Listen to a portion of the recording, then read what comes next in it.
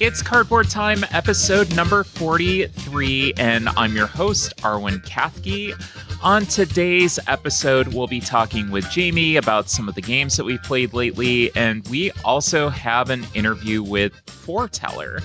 The audio on the back end of today's show might not quite be up to our normal standards, but we were trying something new and we learned from it. The important thing is that the voices that are most important, being the people behind Forteller, are the ones that are front and center in the interview and not mine. So I might be a little bit faint, but we'll see how it goes through the processor and go from there. So back to Jamie. Jamie, welcome back.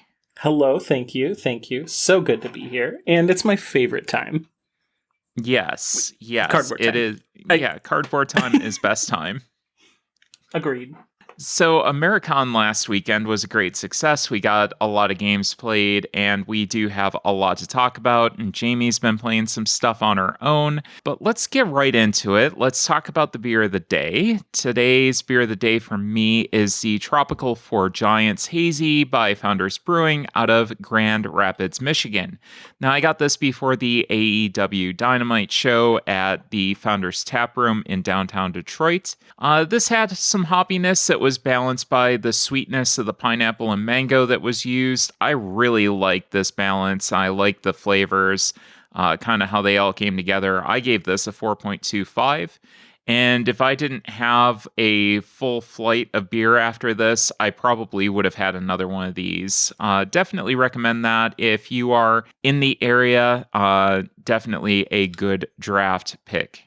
So, Jamie, do you have anything that you've been drinking lately?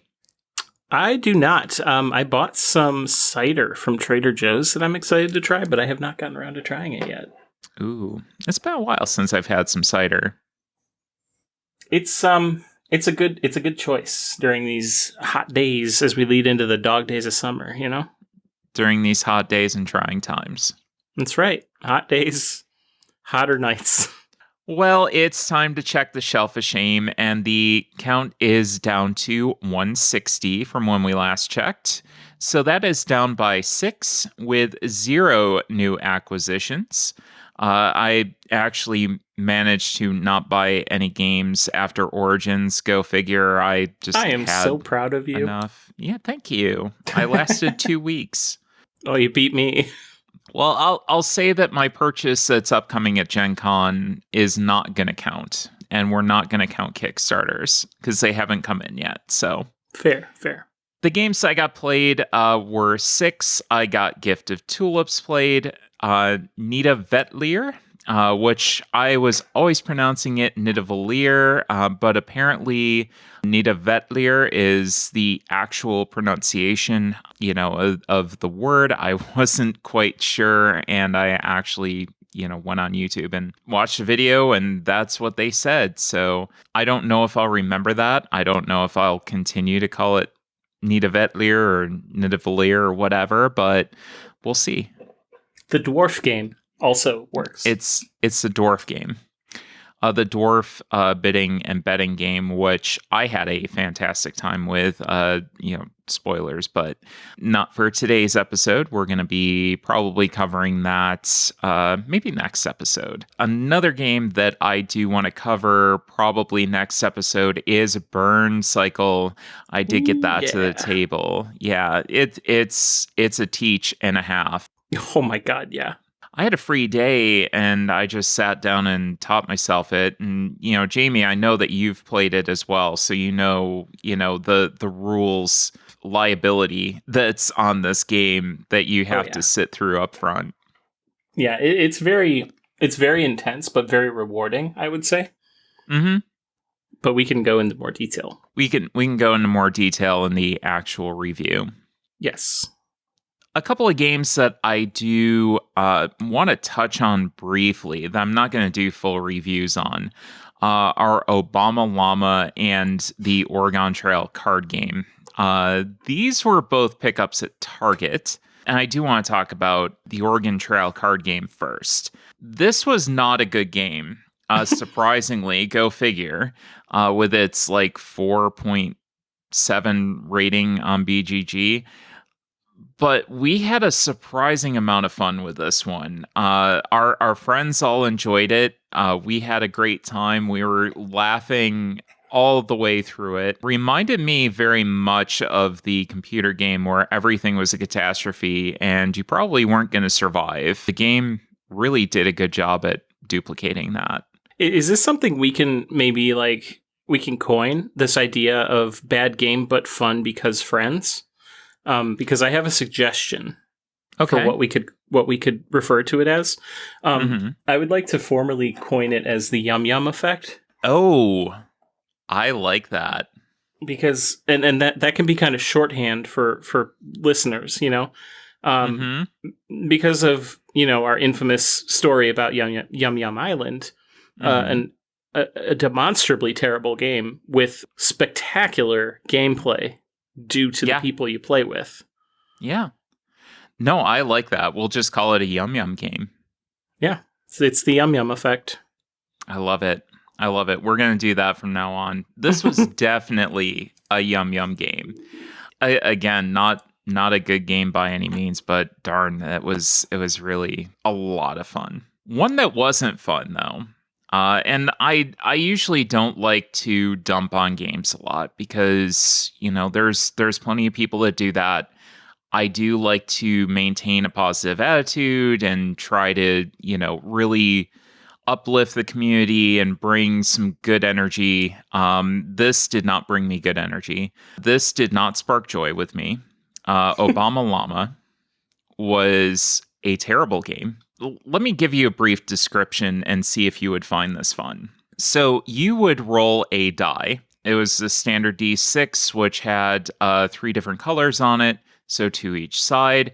Each of those 3 colors corresponded to a different type of card. You would be on 2 separate teams. One of your teammates would pick up one of those matching cards. Depending on which color it was, basically try to convey a rhyming phrase, whether it was acting the rhyme out or whether it was giving you directly the phrase that was printed on the card, like a description, or whether you had to make your own description up for it. So not only that, but there were three phrases on the card itself, and you had 30 seconds to convey, those 3 phrases as well as you could and try to get your partner to guess it. Every time your partner guessed it, you get a point.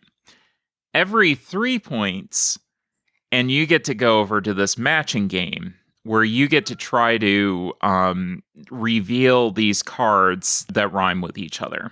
This was pretty bad. The references were dated even for the time. It was like I felt like I was playing an 80s version of Trivial Pursuit, the one that your parents had that was, the old blue box from 1981 that you never knew the answers to the questions because the trivia was so outdated. Yeah, and there's just raw exposed cardboard everywhere on it. Yes. Except this was new, and somehow it was old at the same time. And even for the time, this was a few years old, but it even for the time, the references were kind of dated. Major color blindness issues. So you had 3 colors on the die, and 2 of them look similar. Ouch. No symbols. Nothing. Just, colors that look similar, like a yellow and a green that looked identical to me. So that was cool. And then the fact that you've got like this whole game, and then you go over to this other game. I'm like, this is way too complex. You're trying to be a party game, but you've got all these steps. But the thing that really did it in for me was the instructional video. Oh no. And you can go and you can look up Obama Llama instructional video.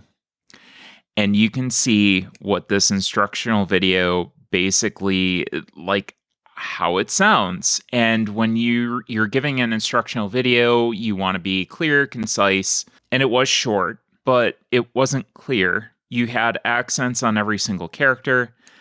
They were goofy accents that you couldn't understand what was going on, what the gameplay flow was. It was the worst instructional video that I've ever seen in my entire life. And I've watched a lot. Rodney Smith, these people weren't. But it was one that, on top of everything else, the box size was about 4 times what it needed to be. So I've got all those pet peeves, and then you got that on top of it. And I'm like, I am done with this game. I'm done. And it went right to the sale pile. It is never getting to the table again. We dumped out early because it just... So that's... If you came here to finally hear some negativity from me, there it is. You know, with a name like Obama Llama, my expectations were really high. Yeah. Well, and that's the thing. The name got to me. You know, you see that on the Target shelf, and sure, you know, it's like, hey, okay. That was my whole thing. Like, we played that, and we're just like, nope, we're done. We're done. And nobody at the table wanted to play it. Like, everybody just sat there and said, no. So anyways, that was that. So I guess that was as close to a full review of Obama Llama as you're going to get out of me. But the last game that I did get to the table, and one that we are going to talk about today, is Old London Bridge. So we're going to talk about that in just a little bit. But first, I wanted to talk about a game that Jamie and I have both played, and that is Catch the Moon. So Catch the Moon plays from 1 to 6 players in 15 to 20 minutes, designed by Fabian Riffaut and Juan Rodriguez. The artist is Emmanuel Malin, and published by Cosmos. Roll the die, place a ladder, catch the moon. Climb through the clouds and reach for the moon.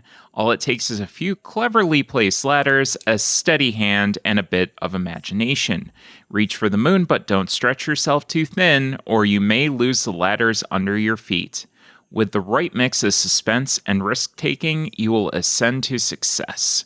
In this dexterity stacking game with a whimsical theme and beautiful design, players take turns rolling a die to determine how they must place their wooden ladder. It must touch either one ladder, 2 other ladders, or be the highest point. Ladders will shift as more pieces are added, adding an element of suspense and unpredictability. Raindrops are given to players whose ladders cause the structure to collapse. The winner is the player with the least amount of raindrops at the end of the game. So like I said, Jamie, you and I have both played this. We did play it separately, but we both have some opinions about this one. Why don't you go ahead and start? I would love to. So I brought this game over to my in-laws, and I have a habit of bringing games over my in-laws that I never leave the box and go back in the same bag that I brought them in. It doesn't deter me. I still bring them. But the chances of us getting a game out are always very slim. But as soon as I saw this game, as soon as I got my hands on it, I knew this would be one that I would get out there immediately and repeatedly. And while the second part of that statement has not come to fruition, we definitely got it out onto the table.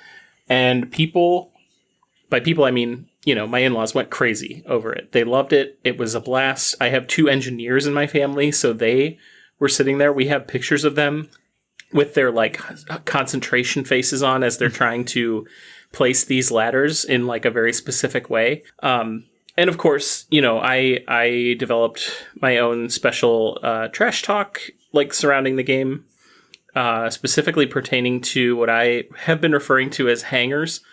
Because, you know, when you place the ladder, you can either place it in a way that's productive and helpful for everyone else, thereby giving them a platform on which they can place their own ladders, or you can be a mooch and you can hang a ladder off of another ladder and make it harder for everybody else. So that's the hill I'm going to die on. But generally speaking, this game is definitely going to see a lot of play in my house and with my family and friends. It's going to be one that I bring with me all the time. It is a wonderful game. In fact, Rachel said one day she was working from home and she said, I almost broke that out on my lunch break just to play by myself. And, she's not a huge gamer. Like, she's been getting way, way more into games and very good at games, I will add. But I've never heard her express interest in solo gaming. And this one, she said, yeah, I almost broke it out on my lunch break and played. And I was like, that's awesome. That's anytime you can get somebody who doesn't usually play games to buy in like that is a great game, Yeah, I'll absolutely agree. And I think this plays really well all three ways. So it plays competitively, solo, and co-op. And I think all three are fantastic. I kind of refer to it as like reverse Jenga, which I think is a pretty appropriate way of like describing it. And frankly, the game itself is just it's very calm. It's very fun until you introduce trash talk. That said, your mention of the water droplets, I don't know if this was your experience as well, but we actually didn't get a single one until like the last couple rounds of the game, to the point where we had, I think, a 3-way tie at the end. So yeah, it was interesting how that wrapped up. I've had mixed. I've had games where they've been very light, and I've had games where I haven't finished because they've gone out. So I think it's depending on how the die rolls and how people are placing. If they're aggressively placing to try to get the structure to fail, you're going to see a lot more of those raindrops as opposed to somebody that's trying to, if you have a group that's basically building up the structure and playing a little bit, not necessarily cooperatively, but just trying to, make sure that that structure is a little bit more sturdy, you can kind of limit the amount of those raindrops that happen. Yeah, and I remember when we met with Court at Origins, and she mentioned to us that, she leaves it out on her desk and it's like a little sculpture. It like truly is. Like, it looks really cool. Like, when it's all said and done. It's just a really neat game, and it's really, it's so unique and fascinating in how it plays that it's not super complex or like strategically satisfying in any meaningful way, but like it doesn't have to be. It's just kind of nice and a nice change of pace. And I tend to like dexterity games or dexterity things in general. So this was definitely up my alley. So for me, I'm actually the opposite, where I usually don't like dexterity games. Aside from something like Crokinole or Sonora. So when I got this, I was kind of like, eh. When I first got the box from Thames and Cosmos, this was a review copy of the game, by the way. It was just kind of like, oh, okay. Because Court was asking me, well, what kind of games do you like? What do you think would work best? And I said, well, I'm an engineer. And, she got that from our discussion. And I think she might have remembered that, because for this to wind up in the box with, I don't know, 1800, I think she kind of knew, like, yeah, this, you're going to like this. You might not think that you're going to like this, but you're going to like this. The beauty of the game, too, is in its simplicity, because, like, you literally just have one wooden die, a plastic platform, and a bunch of MDF cut ladders. And that's it. It's really simple. And but really, but everything's really well done. Exactly. Yeah. The production value, despite that simplicity, is great. It's wonderful. Yeah, and I think we love this game for like a light opener or closer. I think it's really good for, again, those times where you're trying to get people into things. Maybe you're having a party and you just want something that's kind of a set piece that people can look at and say, oh, that's cool. What are you playing there? It does have that table presence of just like inviting people in, and it can be a good way to kind of to get people prepped and to get people ready for a game, or to just get them kind of interested in what you're doing. It's a good conversation game too, which I like to do at the beginning of a session where, everybody can catch up and spend time talking and not have to worry about, like too many moving pieces. No pun intended, because there are a lot of moving pieces compared to most games in this one. But, like in terms of complexity of rules, There's not like a whole lot of communication that needs to occur. In fact, I noticed that communication does not occur during turns for the most part. Yes. So everybody's so damn focused.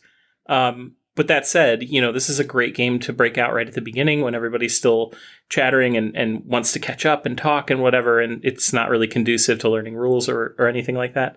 It's just a lovely game. It really is. And like you said, I mean, I was silent during most of my turns. I wound up chatting with people, but it was kind of like half and half, where half the time I'd be, just casually chatting with people and catching up, and then half the time like trying to watch and see what the next player was going to do with their ladder. I think what really does it for me with this game is the physics behind the placement. Aside from the 2 starter ladders, which are basically straight up and down, the ladders are all different from each other, so they're kind of curved in a little bit differently. The centers of mass are definitely different from each other. So it's really interesting trying to figure out where to place that center of mass, and A, figure out where it is, and then B, try to figure out exactly where to place it on the structure to make sure that it's not going to collapse. I am not terribly bad at this game, which is probably one of the reasons I also enjoy it. But if you're an engineer or you like, those kinds of physics puzzles, which interestingly enough, Thames and Cosmos tends to be more towards that learning side, and this is a good way of maybe introducing, some hidden physics lessons. Oh, definitely. And it's got an interesting curve in that, like people who have sort of a natural knack for it just like Jenga, you can kind of play around with the physics before you commit to placing a ladder. So it really does help kind of teach you, the balancing and the I guess more intuitive side of the physics that are involved in it. So it really is a great opportunity for learning without necessarily being the point. Yeah, and I'll also kind of wrap back around to the physical aesthetic of the game, and it really hit for us. Like, you see the box front, and it's just a stack of ladders in the cloud, and that's what's on the table. It's such a fun, like, childlike visual mess of something that you would figure, some children had put together. And that's where it really hit for us. It's come out quite a few times. I think we've played it maybe 7 or 8 times at this point. Yeah, I've only gotten it to the table that one time, but they were already asking for me to bring it, like every time. Because again, we don't often get it to the table, like anything to the table for that matter, because we're too busy usually just chatting or, spending time together. But when we do, it's always good to have a game that we can kind of fall back on that we know we all enjoy. For your final judgment, I'm sure that you're going to keep it around for a while. Oh, definitely. Yeah, this one's sticking with me. Not that I saw a need to necessarily own Jenga before this, but I see no reason whatsoever to own Jenga after this.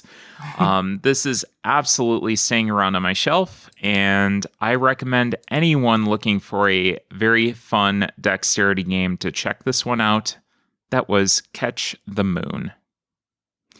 So, Jamie, do you have a game that you wanted to talk about today? Not particularly. I can talk about any one of the games I've played, but it might be easier for me just to list, because, I've been playing so many games, Arwen, I kid you not. Coming back from Origins, or even just going to Origins, must have been, like, the kick in the pants I needed to, like, really up my gaming, because, like, I swear, okay, so just a little background. I play games every week on Tuesdays at my shop. We have a board game night, and I have, a couple of dedicated friends who know that's the night we come up. We play games. Before Origins, it was like we would play games that we've played before a little bit. We'd bust out a new one every now and then. But legitimately, every single week since I've come back from Origins, we've been doing a learn, or we've been doing, a game that I've had for a while that I just haven't gotten around to bringing out or whatever, or I know how to play and I'm teaching somebody. I taught people Tome. I taught people, what's it called? Shamans. I've taught people, we learned Burn Cycle. We learned so many games, Arwen. I've been playing so many games. Welcome to my world. As you mentioned earlier, Burn Cycle was spectacular. I really loved it. Another notable mention I really enjoyed last week we played was Omicron Protocol. That was really not surprisingly, I knew it was going to be good. But as somebody who comes primarily from the world of miniatures and skirmish wargaming and stuff like that, it's really, really accessible from a board gaming to wargaming standpoint. And, I've been talking a lot with the developers, Bernie and Brendan. And one thing that Bernie mentioned was that he wanted to make a game that was a board game that was satisfying to wargamers, but accessible to board gamers. And I would say that is 100% how I would describe it. It's very, strategically satisfying. It's not overly complicated. It's got a lot of replay value in just the variety of ways that you can play it. There's campaign, like legacy content. There's all sorts of things. The minis are fun. I would say that one has definitely gone from, oh man, I know this is going to be good, to, okay, no, I know it is good.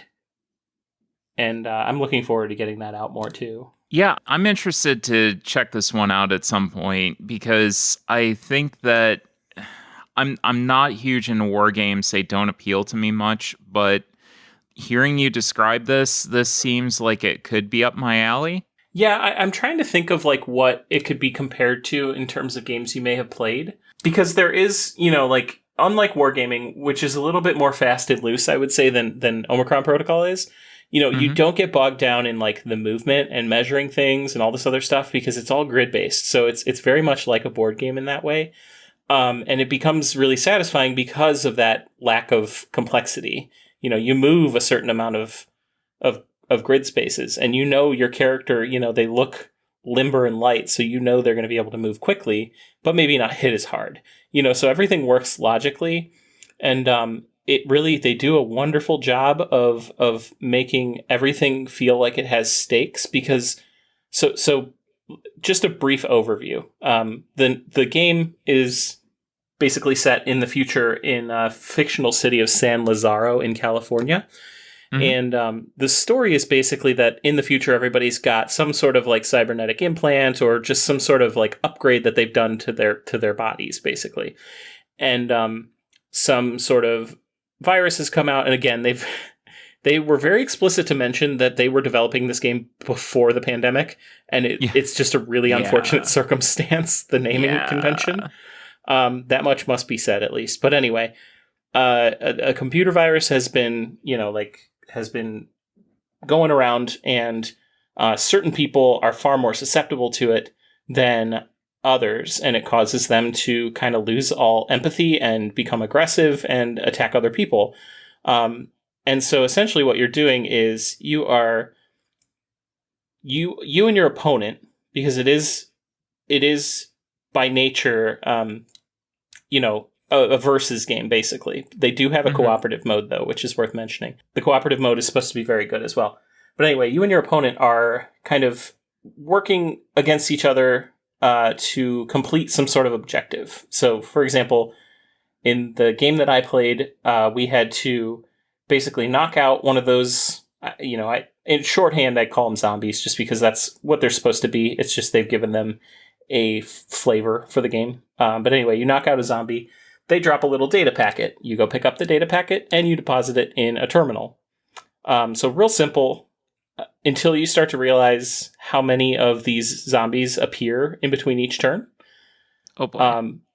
So basically the more electronic noise that you emit by doing certain actions or using, like gadgets that you have and things like that, the more you provoke. The more come out, the more move towards you. And basically, for every noise that you create, you broadcast a sound one hex wider than your actual space. So they move towards you or they'll attack you and things like that. And so, at first you're like, oh, cool, I only have to do this 3 times. This is going to be a breeze.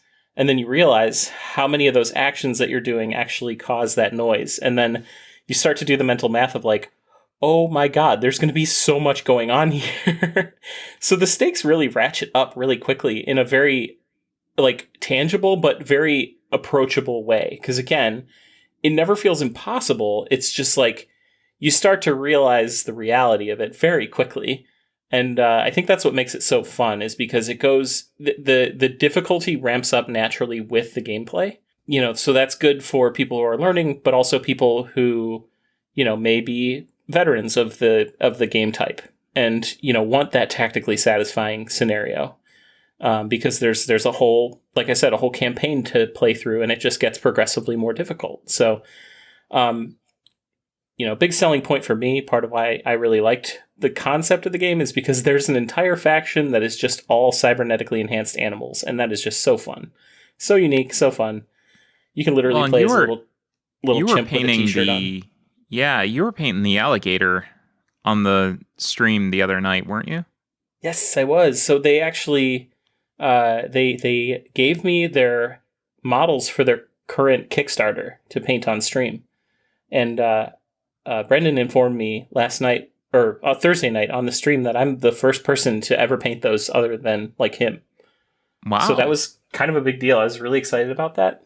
And I think they turned out pretty good. I only painted for like 3.5 hours, and I'm happy with how they look. So yeah, it was an exciting little bonus for me, but it's just extra nice that the game is very fun and very enjoyable. Yeah, and we're looking forward to getting their other game played at GenCon, Lunar Rush, which looks really good. I've heard a lot of really good things about it coming out of Origins. That's awesome. Yeah, I'm very much looking forward to playing Lunar Rush as well. Yeah, a few creators actually had it on their top games of the convention as well. So we didn't quite get a chance with everything that was going on at Origins to actually sit down and demo it, but we sat down, we actually got tickets, and we said, okay, we're gonna do this, and we're actually gonna play something at Gen Con as opposed to just having meetings all the time.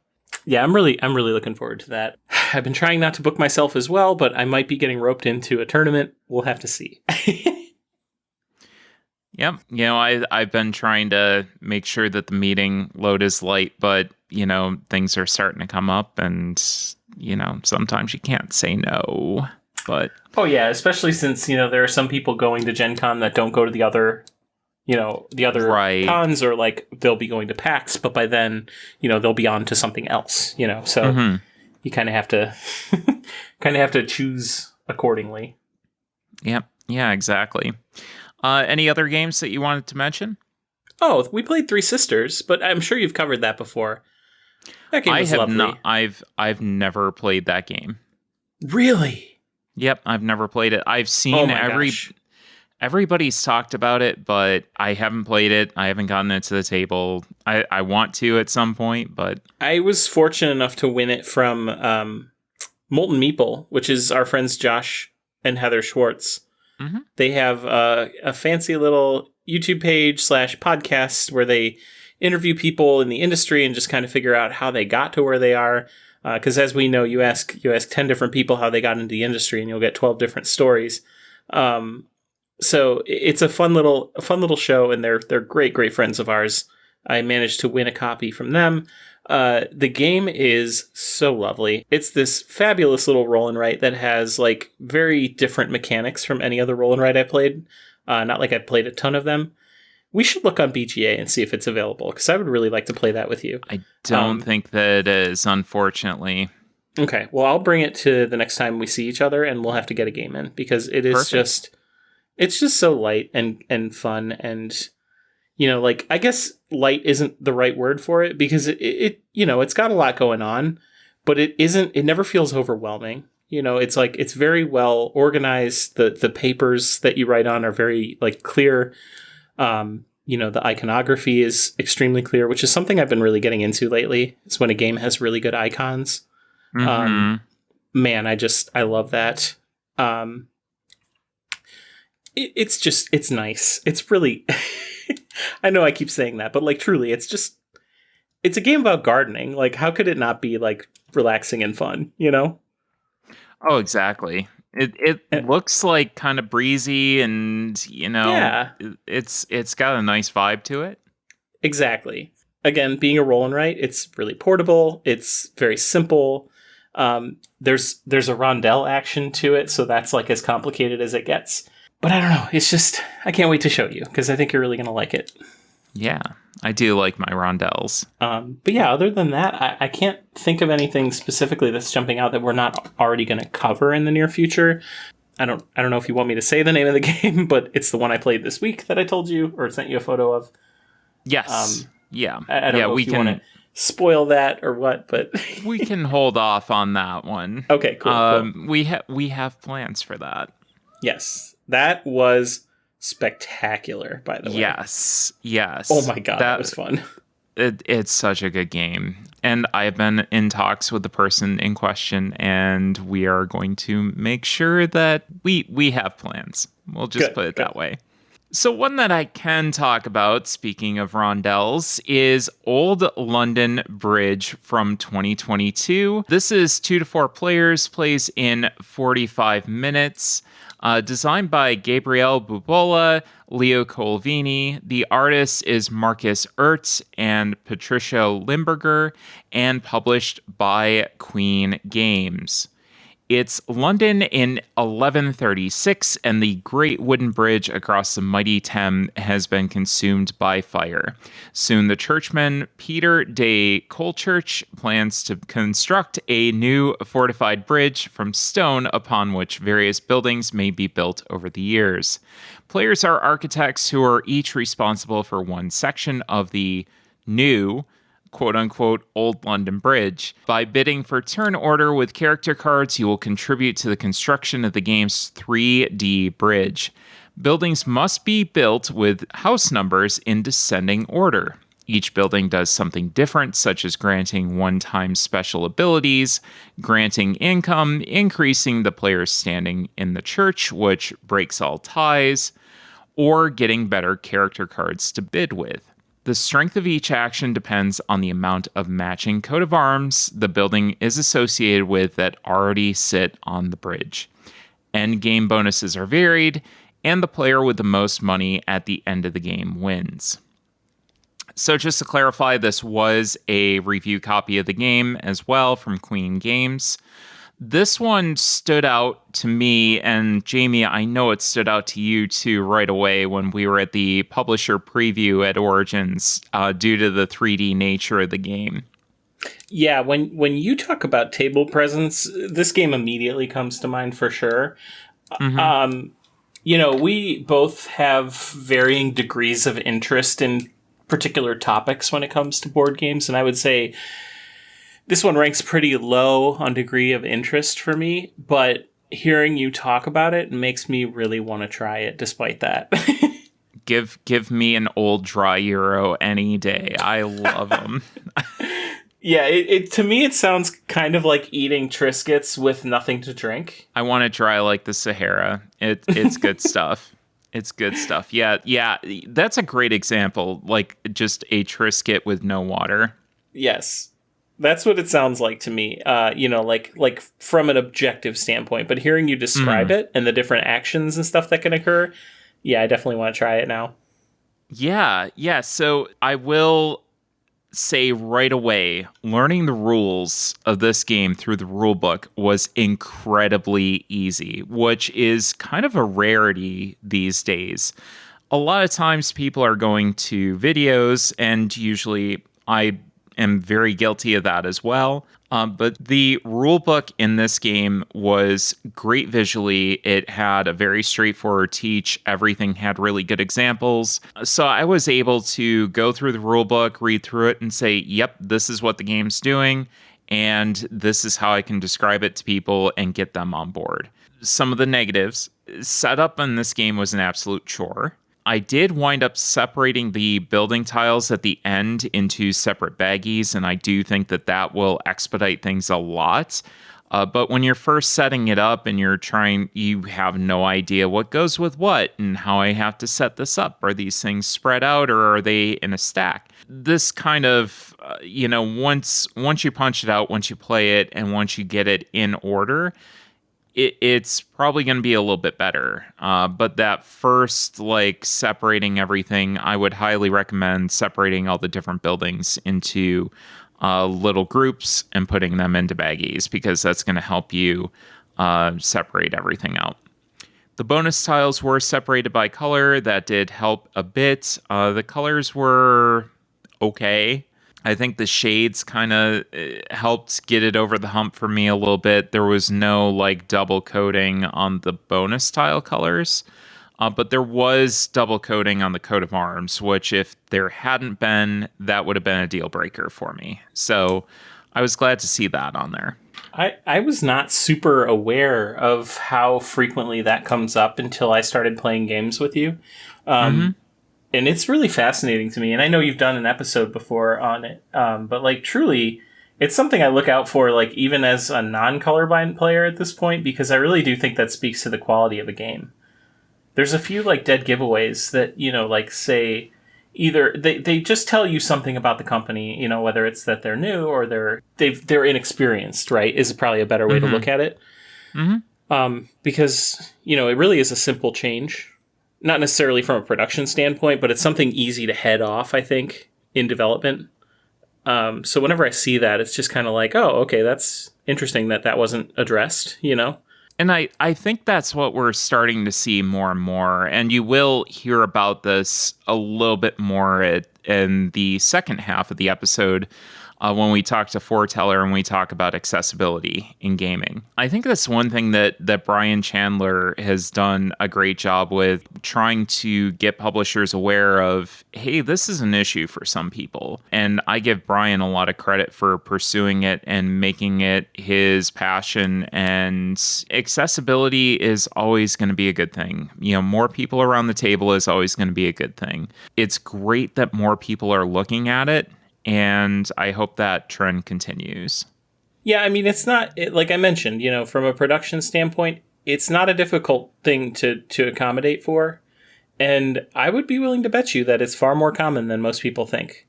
So it's surprising to me when it isn't addressed. And that to me is why it tends to be kind of an indicator of other things. So yeah, I don't know, just something interesting. I wanted to say that the statistic that I was hearing was like 1 in 6. That wouldn't surprise me. So if you have a 6-player game, you're almost guaranteed that's going to happen, that's going to be an issue if you bring a game to the table that's not going to have those accommodations. But well, and I would even say that like 9 times out of 10 we play games and you don't have any problem. But then there's the odd like I don't mean to call them out or anything, but there was when we played Nexus Infernum, you had to lean over to me every time you picked up a tile to make sure it was the right color. Yep. Like that was just kind of I don't think it indicates anything negative necessarily about the company, like outright. It's like they're doing it on purpose, specifically to spurn colorblind people. But it does speak to kind of a just like a lack of experience with that particular, limitation, I think, in the industry. So it's nice to see, because then people, slowly get over it and there shows growth and whatnot. But it's just interesting to me that it's taken this long, I guess. It's worth celebrating that it's happening, though. So yeah, in 2022. So back to the iconography on here. And I do want to give Queen Games a shout out to the iconography on the board, because you could see eyes glazing over at the first sight of the board. Seeing all these stacks of building tiles, seeing the center rondelle, seeing these different tracks, you could just see the eyes glazing over and people like, what is Arwen getting us into now? She's very clearly leading us down a horrible Eurogame trap again. And I think that the iconography on this game was so well done, because basically you could see with the placement of the buildings on the rondelle and the placement of the tracks and the inclusion of, hey, this building corresponds with this area that you're going to pick money up from. This building corresponds to this area, which you're going to go up this track. You're going to get your cards over here. And the 2 buildings that didn't have tracks associated with them were extremely easy to go and explain. So I really give them credit for a really smart board design when it comes to that. That really helped my ability to teach the game as well. This offers a lot of what I love to see in a game. You have this easy gameplay flow, basically going and placing your meeple out on a space, taking the corresponding tile, placing it in your bridge, and then taking the corresponding action. And it goes to the next player. But the decision space in this game is very, very chunky for a couple of different reasons. You have a center spinner, which is a very fun concept. It's very reminiscent of the center carousel in Tenpenny Parks. But this seemed different enough to kind of be its own thing. I'm sure that these games were developed completely separate from each other. And it's like, oh, we got the rondelle spinner going on. I will say on a side note, the one thing that I would have loved for that spinner is a center anchor to hold it down the middle, but it worked okay. It was fine. I think where the decision space gets really chunky in this and where I really like it is the fact that you have the house numbers that have to go down in sequential order. Well, basically from high to low. So how you're placing things, and not only that, but how that kind of joins in with the type of building that you're placing and the coat of arms, which is going to determine the strength of your action associated with that building that you're placing. How everything kind of comes together, and then you're bidding for turn order. So maybe you're going to try to let somebody go first and maybe take the building off the top to see what the next one's number is and coat of arms is. It's such an interesting decision space. Like, I was sitting there and I'm like, well, I really want this action, but this number is extremely low. So I'm going to have to go and either reset my number line next time, or I'm going to have to take a penalty because I'm going to have to go and replace one of my buildings that's already out there. And I'm going to ruin my engine for the future because one of the buildings I'm placing, I'm taking one of those coat of arms off of the bridge and basically eliminating it from the game.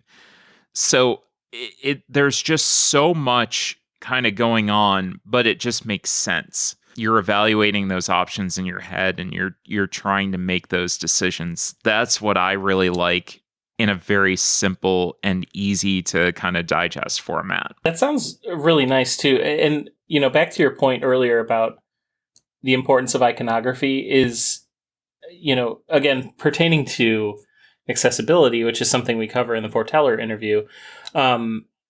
I have pretty severe ADHD, so when I'm learning a game, I have a terrible time listening to instructions. I'm very much somebody who needs to play the game to really grok it, It makes it really hard to sit through instructions, even though I know that's really helpful for other people.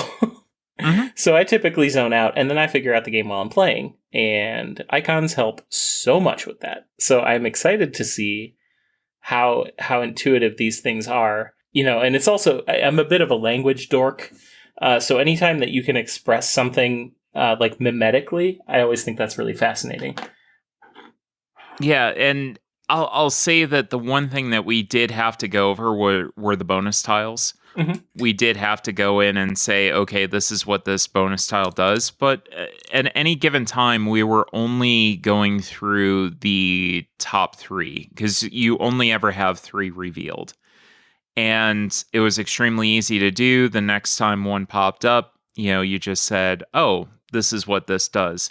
And by the end, I didn't even have to go into the rule book and look. It was just mm-hmm. kind of like, oh, yeah, that's what that does. So it just kind of made sense. And I do give Queen Games a lot of credit for the fact that they were able to do such a good job with the iconography and make it make sense. And like you said, I mean, this is one that I had a lot of players at the table that weren't necessarily, I wouldn't call them newbies to the hobby, but they're lighter gamers. And they picked this up extremely fast, and they were ready to go, and they were firing on all cylinders. The gameplay was quick. It didn't overstay its welcome. Offered a lot of really good decisions, and was really well produced. The one negative that I would kind of give to it is the fact that this could desperately use an insert. I think that you would be able to expedite the setup so fast if you had some sort of insert to the game. But that also increases the cost, like we've talked about, on the show before. So yeah, it's a really good game. Jamie, I'd love to get this to the table with you at some point because I'm definitely going to be playing it some more. We'll definitely have to plan a night before we go to GenCon because I think Rachel would really like this one too. Mm-hmm. Or even my parents. We could really do a whole night. Oh, I think your parents would like it too. I played it with Allie, so I mean, it was a super easy, fast teach. I love it. So for my final judgment, again, this was a really fun, easy to teach Euro game that sits in my happy spot. I'm looking forward to playing it more with the different scoring conditions that are also included, just to switch things up a little bit and make things just a touch different. That should add some replayability as well. When I'm losing a game badly, but I'm constantly thinking about what I would do differently next time, and I want to play again, that signals a very solid game to me. And that's exactly what happened here. I did not win. I didn't even come close to winning. But I had a great time. And I love the decisions I was able to make in this game. So this is definitely one that's sticking around on the shelf for a while. And that's Old London Bridge. Well, stay tuned because coming up next, we have an interview with Forteller. On today's episode, we have Thomas St. Pierre, Eddie San Marco, and Nicole Chartier from Forteller, a company that creates immersive and professional audio narration for board games, original audio drama series, and interactive gaming applications. I'll welcome you all to the show. How's everything going this morning? Oh, it's fantastic. Yeah, we're happy to be here with you. Yeah, so we are live right now at Origins 2022. And we are up in the skybox overlooking the convention center. The show floor looks amazing up here. I kind of feel special. I don't know about you all, but it's pretty cool. Yeah, I feel like we can lord over everybody in the floor now because we just see the whole thing. Everybody's there. The small peasants down there on the floor Exactly. wandering around. We have a survey of our kingdom down there. Exactly. Yeah, they look like they're having a lot of fun. I know that I did yesterday, and it's been a good convention for us. How about all of you? It's been probably the most fun convention that we've been to so far. Yeah. Oh, yeah, hands down. Yesterday we all got into performing. Yeah, We it were was crazy. such a great energy. We had so many people stop by our booth. We sent them on quests. We did a little scavenger hunt. Oh, that's amazing. I know I was going to stop by just to verify like a bunch of things for our interview today, and you had so many people around your booth. Yeah. What was going on with that? We were doing a scavenger hunt, which was the culmination of that would be a big giveaway. So we were giving away games, T-shirts, keys, or little pins. What else we get? Dice box sets. Mm-hmm. We started talk to our neighbors, and other exhibitors here wanted to participate, so they wanted to donate something, and we would update the quest log and add a new vendor to the quest list. And oh, that's so cool. Yeah, they were just having a great time. Yeah, and I really have to give it up to one of our coworkers, Adam, who was just so hyped, getting the crowd going and asking trivia with the fans, and he just did a great job of keeping the energy really, really hyped and ready for everyone. We were trying to create a really cool atmosphere. So one of our applications is called Fabler, which is kind of an audioscape kind of power tool for DMs.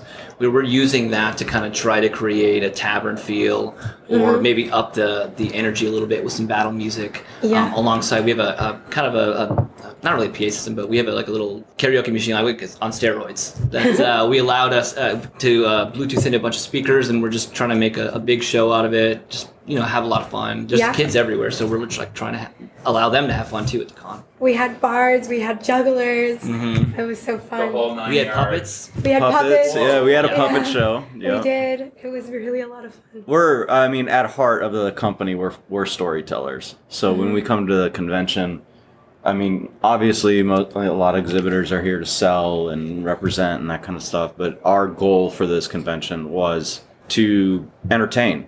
We don't exist without people having a good time. And our company is all about trying to create those immersive experiences. So what better way to do it than to give people an immersive experience at a con? Mm-hmm. Oh, yeah. Yeah, absolutely. Yeah, and to grow our Forefoot community, that's what we call people who are part of our. So we really love having engagement and feedback from you guys about your experience with the music and the audio narrations, and to join our Discord to continue that conversation past this con. Well, amazing. So it sounds like you have a great community, and let's step back a little bit, and can you tell us a little bit more about Forteller and what you do? Sure. So I kind of touched on it a little bit. We're storytellers. We all grew up playing Dungeons and Dragons or any random, tabletop RPG or any type of game like that. We were really into it.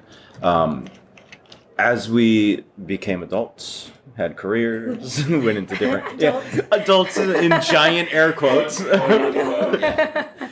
We all started to have different career paths and all ended up meeting each other along the way and had really good working relationships and forged good friendships. And a few years ago, we decided to go on this adventure together. And it's been a crazy whirlwind since. We've successfully established an audio narration aspect to a lot of board games that didn't exist before. People really didn't know what they were missing. They didn't know it would be such a change to how they play the game. And we took that risk and we believed in it ourselves.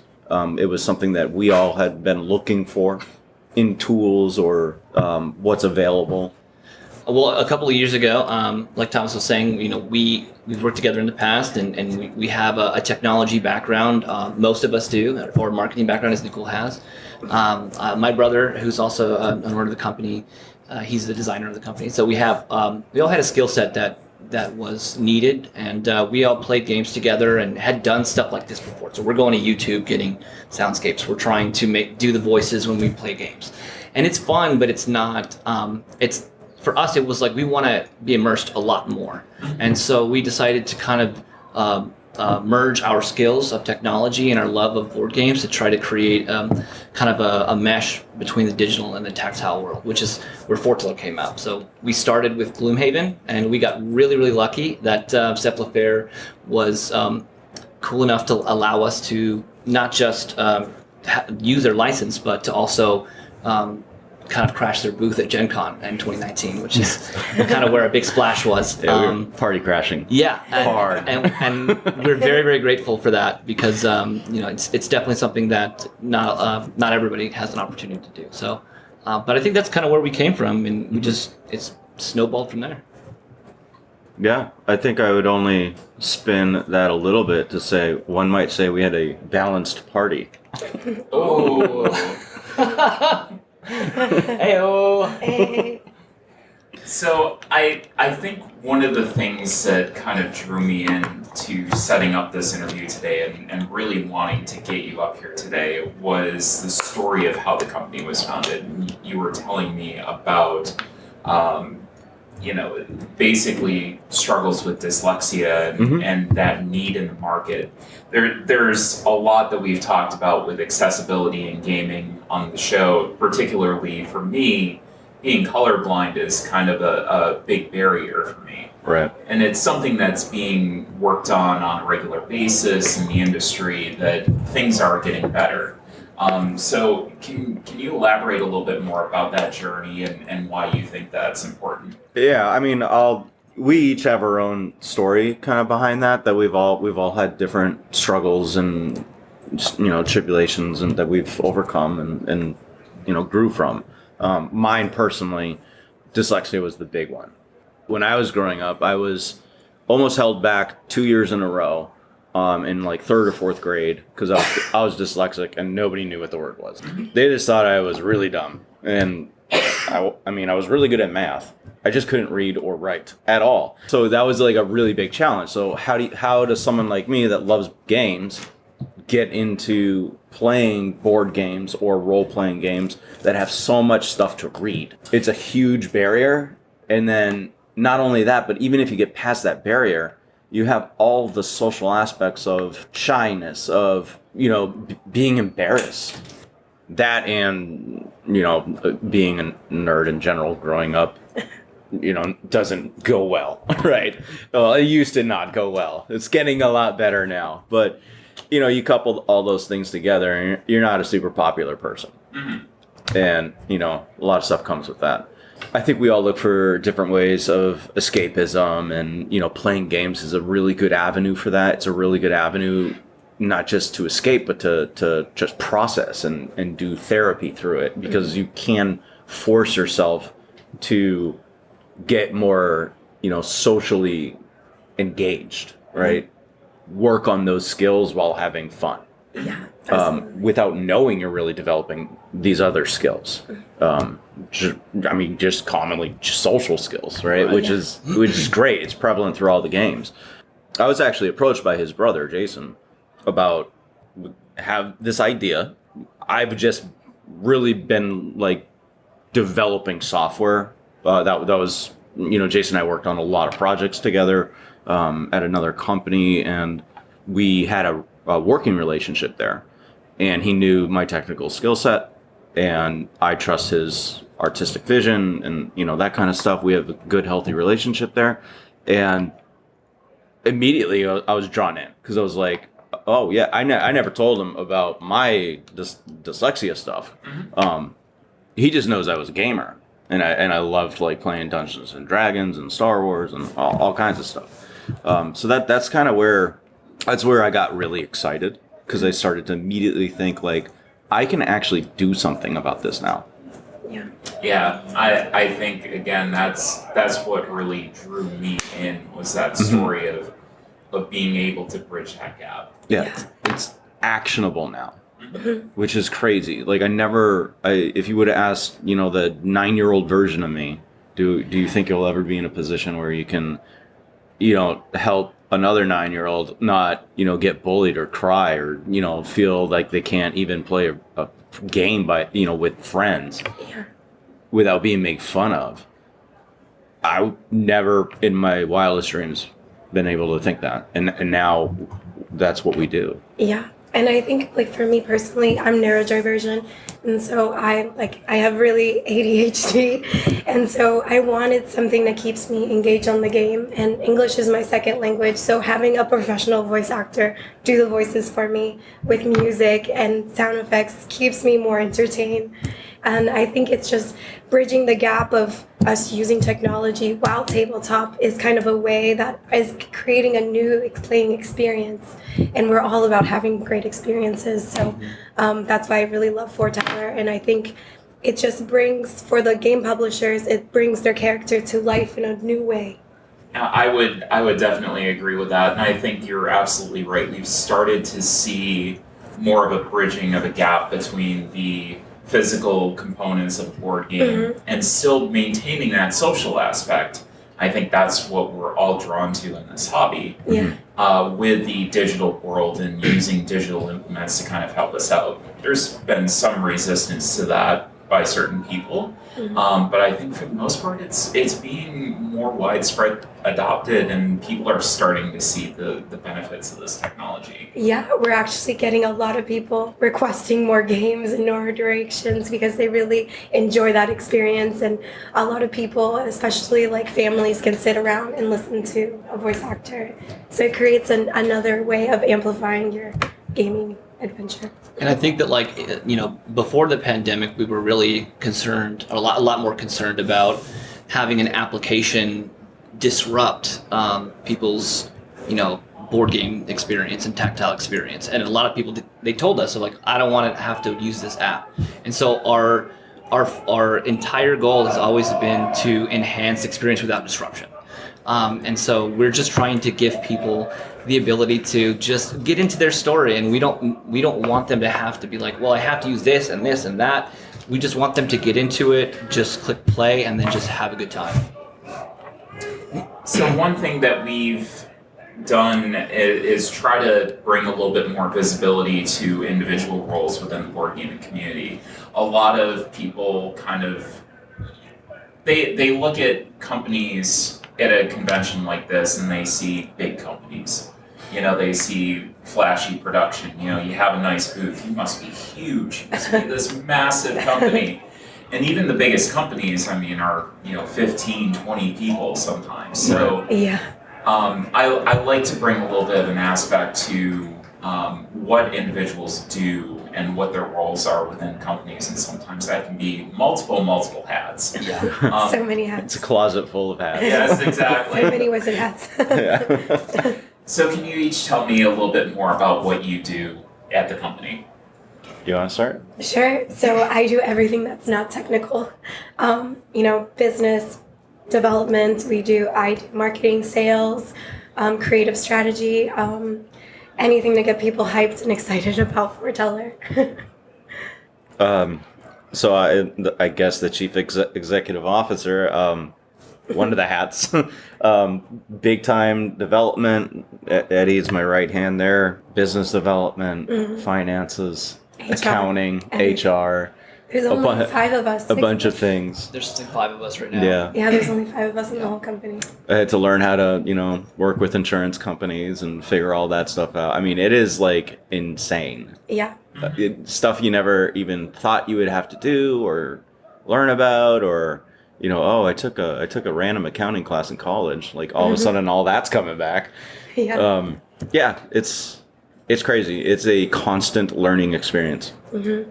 You mean accounting's actually useful for something? It is once you have to do it. Once you have to do it. Yeah, but we're so fortunate that this year we were all full time. Yeah. Before we That's were awesome. volunteering our time. I was an intern for a very long time, and I'm just so happy that we have the ability to be full time. And Yeah, it's cool to see that growth. We worked for about 2 years before we could all go full time. So it was like, labor of love for sure. And my role specifically, my main role is engineer. So I'm coding. I'm in my cave coding most of the time. But I do get opportunities to do some creative stuff as well. We did a podcast narrative, called Grimoire, that I was able to co-write and help co-produce, and that was really interesting and fulfilling. So hopefully get to do more of that stuff once we have a bigger team. And that's my main role is just basically slinging code all day long. So I'll ask a follow-up to the question of what your roles are. How did each of you get into the industry to begin with?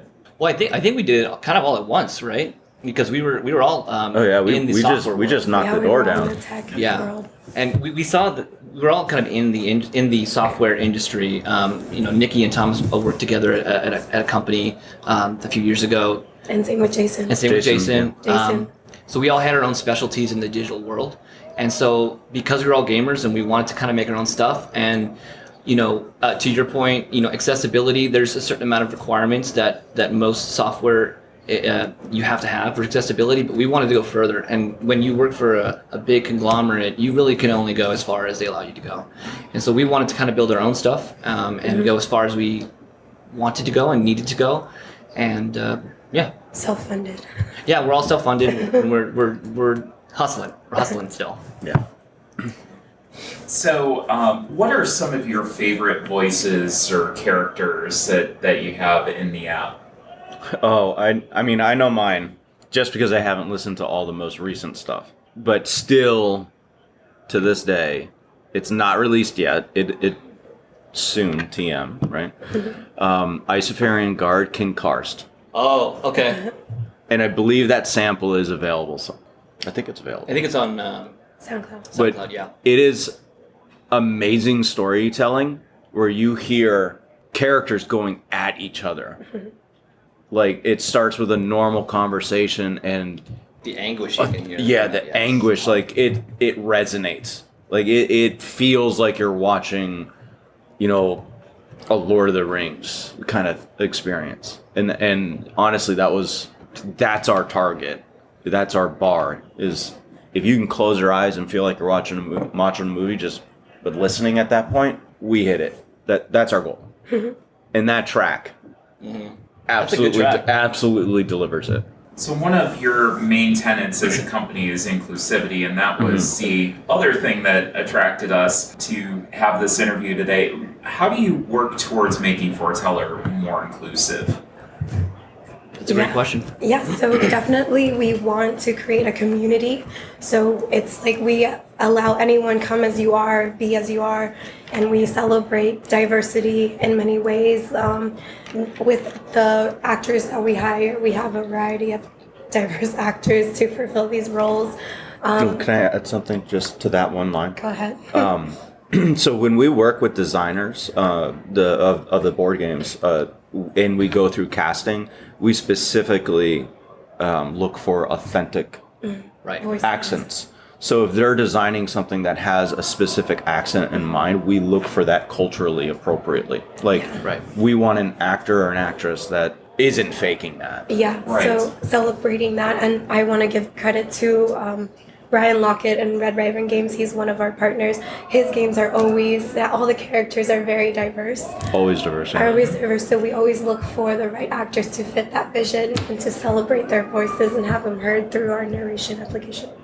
And we also try to put forth maybe some voices that are not generally in the mainstream as main characters in our stories. So the Grimoire, the main character is a gay female Hispanic woman, and so we definitely tried to give a voice to everybody within our stories. Yeah, and allow everyone into our community and celebrate that. And I think it's really important to have these voices seen and be seen and heard, and we can do that through our platform. Yep.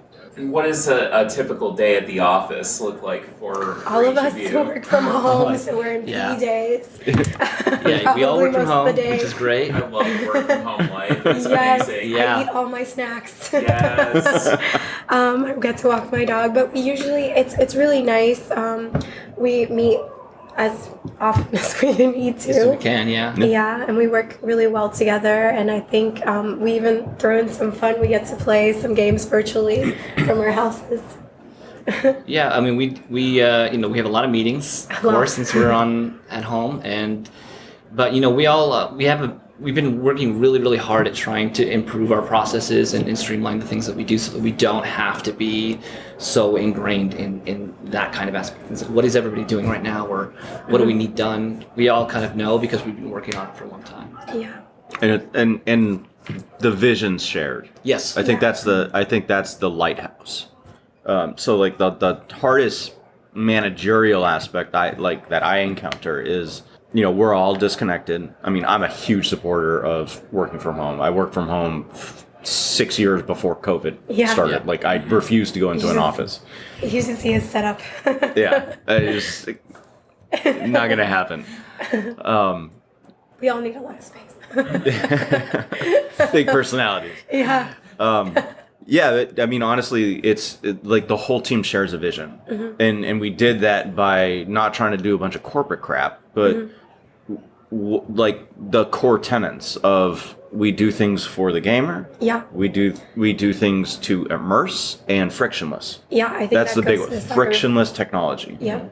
Our values, customer first, basically, inclusion, accessibility, sustainability. Yeah. And we have a whole list, and it's like if we're, as long as we're moving forward and we're touching that list with our goals and objectives, then there's not a whole lot of hands-on. It's everyone's moving in the right path, the right way forward, I guess. Yeah, and I think that's one advantage to having a smaller company is being able to be yourselves. Mm-hmm. So having a shared focus, having the shared vision, you can really do that and have everybody on the same page a lot easier than a big, huge corporation. Yeah. But we've been working on our communication skills. And we fight. Yeah. We fight. We struggle. I mean, we're like siblings, right? We're like really close friends. So we have very passionate opinions, and we all share them very loudly sometimes. Mm-hmm. Yes. And then we figure out a solution and move forward. Yeah, and we check in with each other. We do a lot of health checks and saying hey, how did you feel about that? And I think it's really important to communicate effectively. And I think that I'm really happy that we were able to do that now. But of course, like any family and growing pains, like we get into it sometimes. Yeah. Yeah, I think that's one thing that I've seen from the industry is just how close-knit it is and how much everybody is friends. Yeah. Sometimes friends argue and fight. Totally. Oh yeah. But, for the most part, everybody just seems to be, very close-knit and very together. And I love that about this. And I really love that everyone loves our customers. Like, we're obsessed with making better things for them. Especially these guys, they spend way more hours than they should just developing the right software and the right things that are necessary for this. The community in the board gaming world is definitely That's way why we do different, what we do. than I was used to beforehand in the software world. It's way more inclusive, way more open, and people just want to build their passion projects and then just have fun with their friends. So I really enjoy this industry a lot more than There's just more of a general dialogue. 100%. It's so much way more of a fun. dialogue. It really is. We get to play games and It's not so serious all the time. Sometimes companies can we take can use themselves really voices seriously. and like music, and it's fun. So any upcoming projects that the listeners need to know about? Ooh, so I got many. I got a couple things that I could talk about. So there's a new feature that we're building right now for our narration. Right now, it's just currently you can just listen to our narration on our mobile application on iOS or Android. But we're focusing on trying to build out a Discord bot so that when people are inevitably on Discord and they're playing with their friends, they don't have to use another device if they don't want to, and everybody can hear the audio even if they're not in the room. So that's a big ask that our customers have been throwing at us for a long time, and we have finally had the opportunity to have some time to really hone that down. So that should be out here pretty soon. Yeah. Super excited for that. Yeah, I'm really excited. And kudos to Discord because they have come a long way too. Yep. In being able to provide us more things to build applications within their system. Developing tools. It's incredible. And for those developers who asked me months ago when this is coming out, and I said soon, and it hadn't yet, it's because Discord deprecated their last version. Yeah. Just for the engineers. Well, yeah, because of what they added, though. Yeah. I mean, because They what added they so added much. is brilliant, and the bot, Yeah. the usability on the bot is crazy. Yeah. It's so simple to use. Awesome. And we also have other exciting narrations like Frosthaven that's coming out. Oh, Yeah. And I'm really excited for that. What else we got out coming up? Chroniclers of Jorngard. Yep. Chronicles of Unicorns coming out. Hopefully, Icefarian Guard will come out late this year, next year maybe, or first of next year. And Van Ryder Games. Detective City of Angels. Yeah, this year we Ooh. Yep, we partnered up with them. Detective City of Angels. They had sent us a copy of that to play through and get our bearings and look at that stuff. And that's a great game if you've never played it. It's very noir, LA, which is fun for us because we're used to doing a lot of high fantasy stories. Yeah, it's and a very so different genre. Yeah. To be able cool. to break out of that and do something so different was very, very fun. It's so exciting. So we're gonna be looking at the case files and Yeah. bring in good acting. Actually, I think we're re-engaging The same actor. the same actor. Because Yeah, he actually worked because with us before. we have a relationship with that actor Uh-huh. as well. So Yeah. I guess that's another fun thing is. The voice actors is also a small community. And they wanna It's like work with us another little community. Oh yeah. It's so fun. It's so fun. Yeah, we have some actors that come to us and have to use a different name because they don't want to go through the Screen Actors Guild or something, right? And they just want to do it as a low key thing because they enjoy playing board games. But what's cool about that is that they get to grow their own community as well, right? So I look online, especially when we do casting calls, and all of our veteran actors will make messages on the board saying welcome to the Four Folk, and giving people advice on how to go through our acting process or our casting process and stuff. So the community themselves is building their own little niche, which is super fun for me to watch. Oh, Yeah. So what games are currently on everybody's table? Gloomhaven, I would imagine. I love Jaws of the Lion because, yeah. Jaws of the Lion is actually one of our best sellers right now for narration. It's a really, really good way to, if you have played Gloomhaven or haven't, just to kind of, it's a compact version of Gloomhaven with a really, really rich story. So that's been kind of our best seller for a long time, since we launched, I think. Yeah. Well, yeah, they did a really good business decision there. The Gloomhaven, Frosthaven, obviously big box legacy games. And then Jaws is that, I don't even want to say pared down because it's really not. It's mechanically, everything's there. The meat is there. I would say more streamlined. It's very streamlined, and they did a great business decision. They're trying, again, we're talking about breaking barriers. They specifically wanted to break down a barrier to say legacy games don't have to be scary. You probably will enjoy it, and you know what? It shows. It's a retail stores. I mean, it was a good move for them. But I'm also so excited for doing Red Raven games, Sleeping Gods. Sleeping Gods. We didn't even mention that as the upcoming game. I'm so have been begging for so it. happy That game, about that. The artwork and everything is just so cool. So we're excited to release. I have a funny story about that though. This is why this is so special to me. That GenCon that Eddie was talking about that we crashed. That 2019. That is when Ryan Lockett was also at GenCon, and I think he was 1 week out, or the Kickstarter was just starting for Sleeping Gods in 2019. We had walked over and again crashed his booth and just like a cold call, like, and just, oh hey, hi Ryan, how are you? Like, totally didn't even know us. We just started talking, and like as soon as like he started to hear about, like bringing the story and the acting and delivering that stuff, he was just like, oh, this would be perfect for Sleeping Gods. But the campaign was already underway, right? So it was missed the mark. But now, victory. 3 years later, the sequel to the Sleeping Gods, the backers wanted it so bad that, we worked with Red Raven, and we're not only doing Distant Skies, the sequel, but we're actively producing the original game now. That'll be out first because obviously the story's written, right? Yeah, it's there. Yeah, we got to do it, which is cool. The first thing that I really, really wanted to do when we crashed Gen Con, we got to do it, and we missed the mark. Air quotes. Yeah. We ended up getting. We only got to do it because the people wanted it, and that just speaks to it.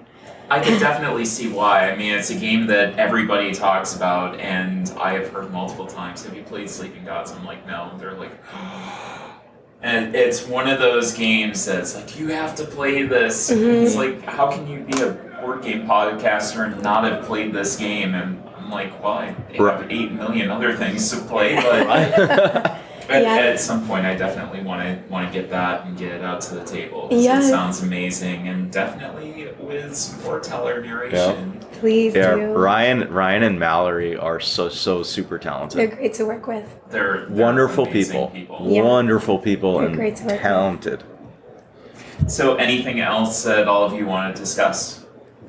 Just in general?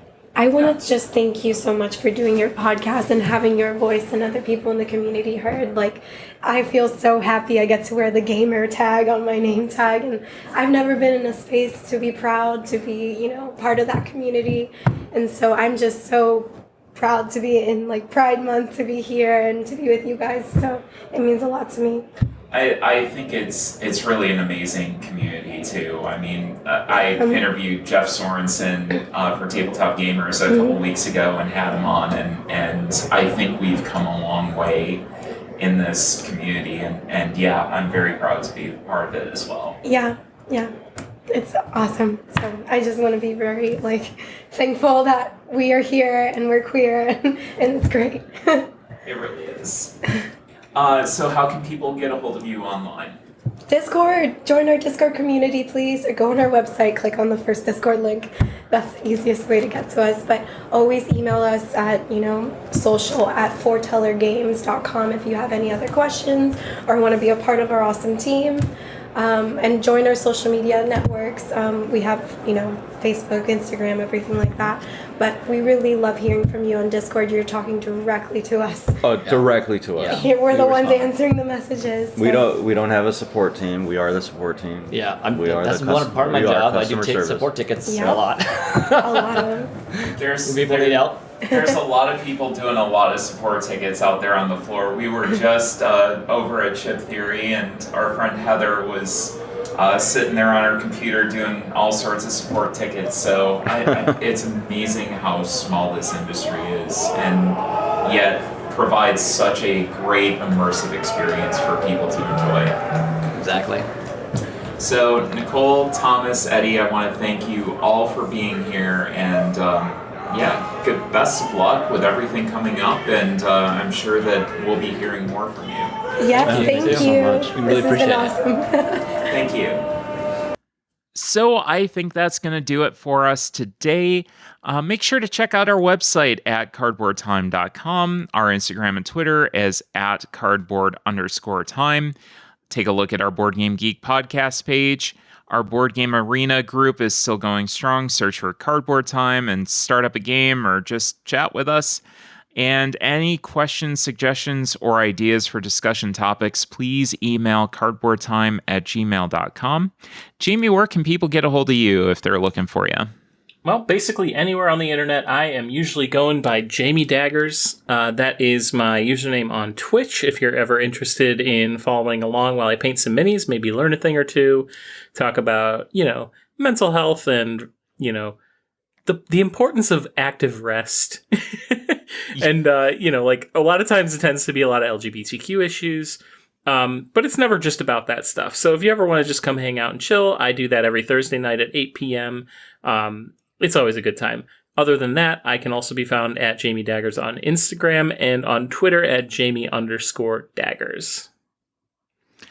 And I'm hoping to have you on the next episode because we have more games to talk about, first of all. And you're definitely going to get a lot more out of me going forward, I think. Excellent. I'm looking forward to it. And next episode is our last episode before GenCon. I can't believe it. It's here already. Okay. We were talking about that at Origins being like, man, it feels like so far away. And then we're going to look at the calendar and be like, unbelievable. And yeah, it's here. Even despite saying that, I don't feel like I'm prepared. Oh no, I'm definitely not. I'm sitting here and I'm like, okay.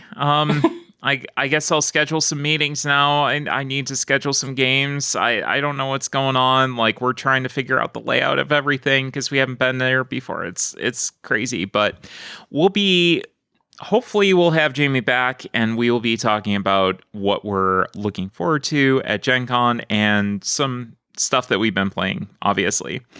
So, anyways, as always, thanks again for listening, and we'll see you in 2 weeks for another episode of Cardboard Time.